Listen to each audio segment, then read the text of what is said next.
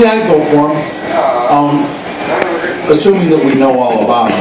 Right now, we really don't know. There could be some skeletons in his closet. One thing nice about Ben Carson, he's a fresh face. He owes nobody any favors. And so he might be able to actually do something favorable. And he's genuinely a really super duper good guy. He really does love people and he cares about people. And I think he would be approachable as a president. I wouldn't vote for him because I don't think he has the money to run. I don't think he'll get the money to run. He's a good person.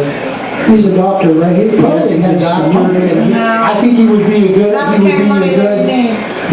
in an administration. Somewhere in maybe a vice presidential. Head of Health and Human Services. There you go. Or how about the Surgeon General? Surgeon General.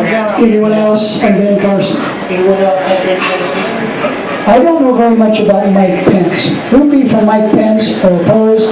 Give a reason why. Well, we were just talking about Ben Carson. I would definitely vote for him. I think he's real smart and he's for our country and he's not afraid to say it like it is. Well, Ben Carson. Anyone else for Ben Carson? Mike Pence, I think, is really good too, because he was not afraid to say things against Obamacare when it first came out. Mike Pence. Okay. I think Mike Pence would be Secretary of Education. I wouldn't vote for him for president. Anybody else? All right, we're going now to Buddy Jingle. He's from Mississippi, right? That's the governor of Buddy Jingle? Louisiana. What? The governor of Louisiana? Louisiana. Bobby Jingle. Yeah. What are your thoughts about Bobby Jingle? I would vote for him. He's not afraid to say things like they are, and I think he'd be good. I really do. He put Barack Obama in his place during the storms and that hurricane. And as opposed to the governor of New Jersey, who was kissing all over him. Anyone else for Buddy Jingle? Rick Santorum. Pro or con? Give a reason why. Rick Santorum. Oh?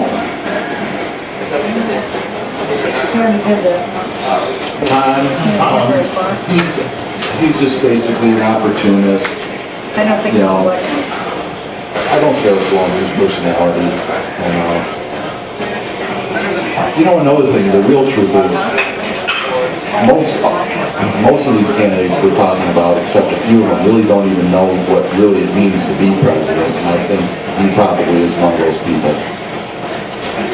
Okay. Someone else? I was for him before when he was running, and then when he started talking like he was for amnesty, Yes. I didn't care for that. But other than that, his. Okay. Chris Christie. Carson's for amnesty also. Chris Christie. Pro or con? And give me a reason why. Chris Christie. Hang on, we got one more Santorum person. Okay. Go for it, Steve. Oh, Steve, go.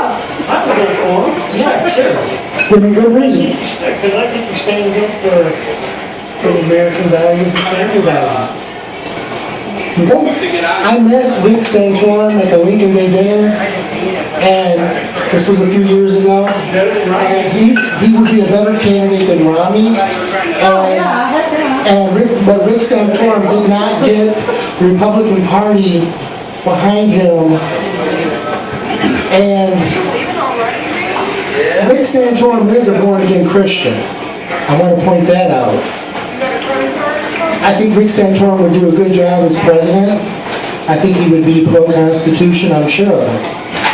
And I know he is pro-life. And he just did not get the party behind him and the money people behind him. They wanted Romney, they got Romney. And before that, they wanted Sarah Palin and what's his name in the Senate? Okay, but Rick Santorum would be a good candidate, but I don't think the Republican Party, who has the money, the money people are gonna get behind him. No, they're gonna back Jim.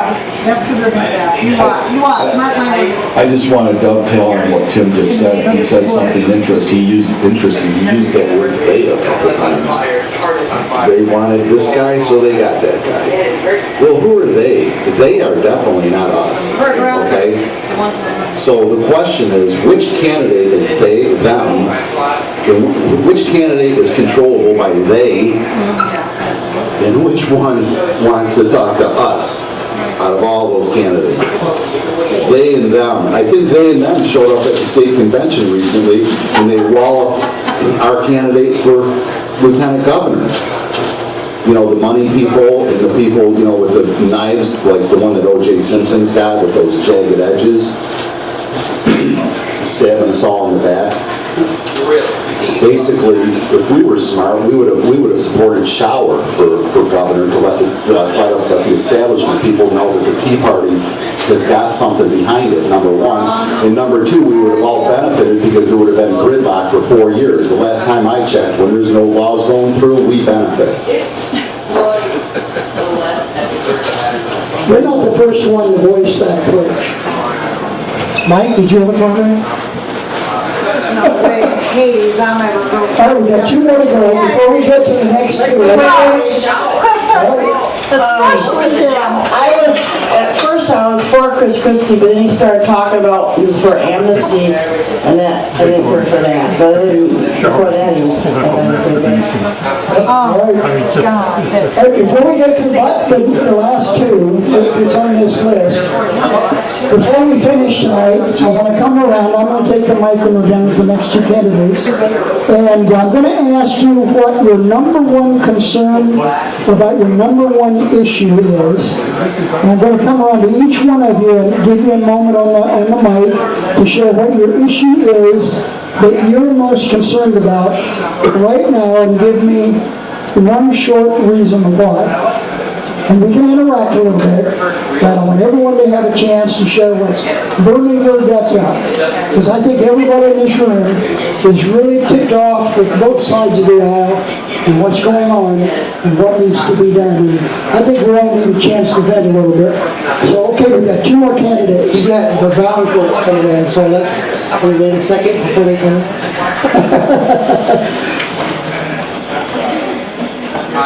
All right, the next one, okay.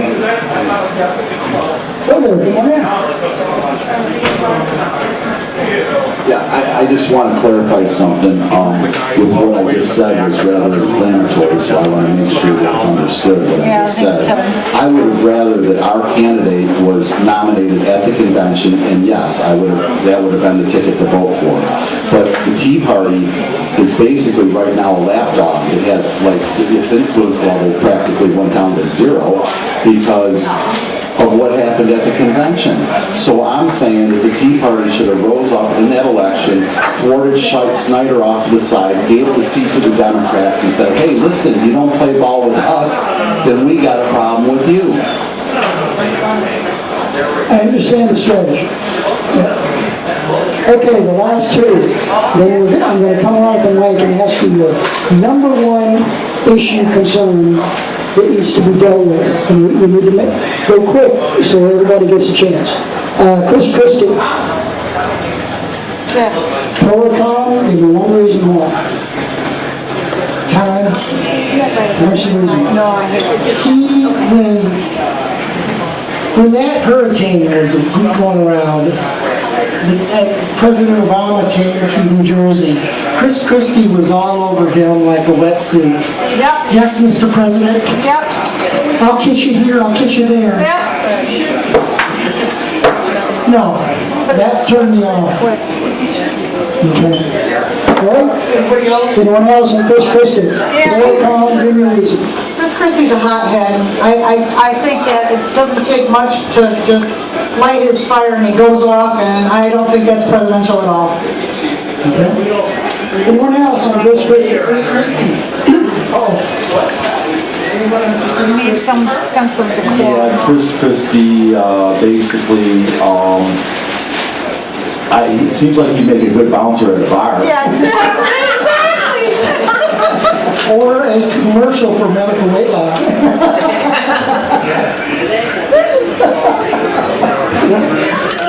Yeah, we don't need no Toronto mayor for president. Thank you. Good point. All right, the last one on the list is Jeb Bush. And folks, Jeb Bush is, I think he's gonna run, and somebody's gonna have to take sides in this issue, whether you want Bush to be presidency again. Whether he's can win, whether isn't his big issue amnesty also? Yeah, I think, remember, he's got inroads. It doesn't matter. He's another Bush. Period. The Democrats were screwing, but I'm not trying to take sides here. It's not only the Democrats, there's a lot of Republicans that don't want another Bush because of, yeah. And I'm one of them. Basically, everybody in this room needs to come to the revelation that Jeb Bush is very likely to be the nominee because of the and them that Tim's been talking about. And also from just, from a pure, like a pure chessboard point of view, he's the only one that can really beat Hillary because of his connections in the Latino community, both with Texas and Florida. And then he'll bring in somebody from Ohio. It sounds like it's not going to be Portland, but it could be somebody, it could be, maybe not, I don't know. But anyways, if he brings, he's the only guy that can deliver Florida and Ohio, period. That's just the end of it right there.